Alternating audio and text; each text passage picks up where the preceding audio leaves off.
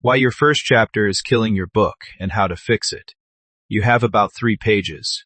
That is how long a reader, or an agent, or an editor will give your book before they decide whether to keep going. 3 pages. Maybe less. And the number one mistake writers make in those 3 pages isn't bad writing. It is starting in the wrong place. Today I am going to show you exactly where most novels go wrong in Chapter 1, and how to fix it before it costs you your reader. Welcome back to the Story Forge. I am glad you are here. If you are new, this channel is about one thing: helping you write the book that has been living inside you. Real craft, real tools, no fluff. Let's get into it. Here is the most common version of a first chapter I see from new writers. The protagonist wakes up. They get dressed. They think about their life. They drive somewhere. They arrive. Something happens, or slightly different version. The protagonist is introduced with 2 paragraphs of backstory, explaining who they are and why their childhood was difficult. Or, the writer loved their world building so much that Chapter 1 is mostly description of the landscape, the city, the magic system. All 3 of these have the same problem. Nothing is at stake yet. And if nothing is at stake, the reader has no reason to care. They'll close the book. They'll move on to something that grabbed them immediately. Here is the rule I want you to write down. A novel begins when something changes. Not when your character wakes up. Not when they're thinking. Not when you are setting the scene. A novel begins at the moment of disruption. The moment when the character's world is no longer what it was. Everything before that moment is backstory. And backstory belongs inside the story, not at the front of it. Let me give you the 3 opening traps that kill more first chapters than anything else. Trap 1, the weather opening. It was a dark and stormy night. Famously bad. But versions of this still show up constantly. 3 paragraphs of atmospheric description before we meet a single character with a single problem. Description without tension is just scenery, and scenery doesn't create readers. Trap 2, the dream opening.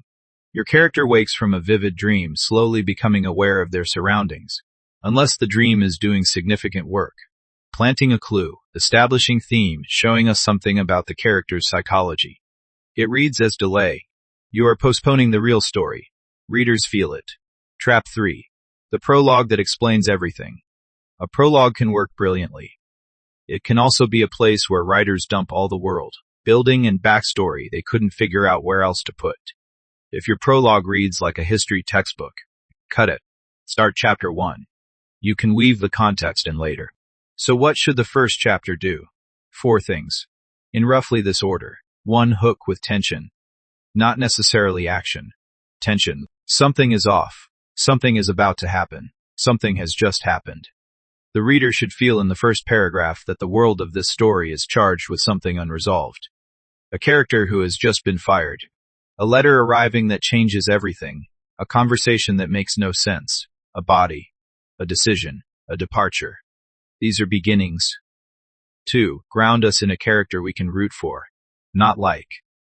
Root for. There is a difference. We don't need to admire your protagonist in Chapter 1. We need to want something for them. Give us a character who wants something, fears something, or is in the middle of something we recognize as human. The fastest way to make a reader care is to make the protagonist competent at something that matters, and then put that competency under pressure. 3. Establish the world without stopping the story.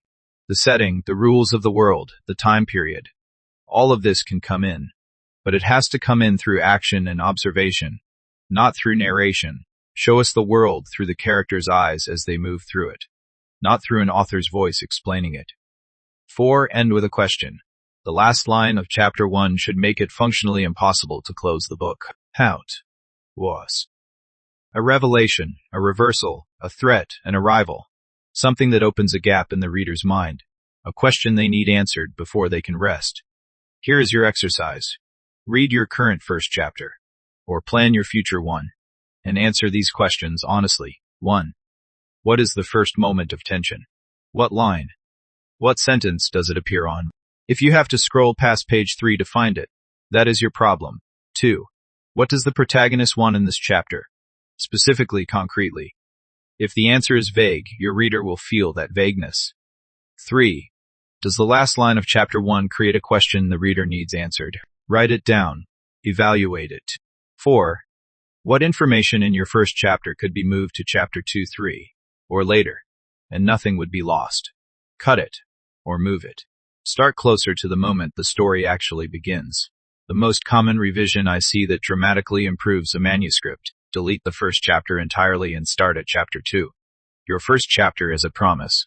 It tells the reader what kind of book this is, what kind of writer you are, and whether the next 300 pages are worth their time. Most writers treat it as an introduction. The best writers treat it as a hook. Make yours a hook. Next week, we're talking about dialogue. Why most written dialogue sounds nothing like how people actually talk, and the specific technique that fixes it. I'll see you then.